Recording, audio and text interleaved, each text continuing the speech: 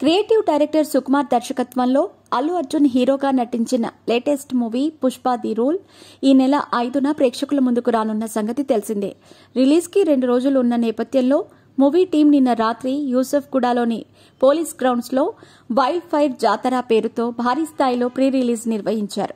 ఈ ఈవెంట్లో director Sukumar Pushpa journey ఎలా స్టార్ట్ అయ్యిందో వివరించారు.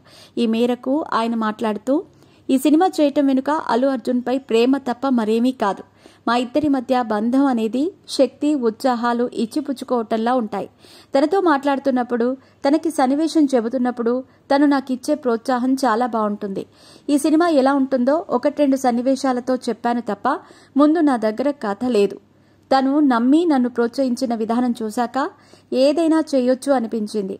తనని 3 ఏళ్లు కష్టపెట్టాను. తను నా కోసం మళ్లీ 3 ఏళ్లు ఇవ్వగలిగే అవకాశం ఉంటే పుష్ప 3 చేస్తా. మా నిర్మాతలు సినిమా కోసం గొప్ప వేదికని ఏర్పాటు చేశారు. రష్మిక ఏం చెప్పినా వెళ్లి చేసేస్తుంది. తన క్లోజప్ చూస్తూ కూర్చునేవాణ్ణి. దేవిశ్రీ ప్రసాద్తో నా జర్నీ కంటిన్యూ అవుతూనే ఉంటుంది అని అన్నారు.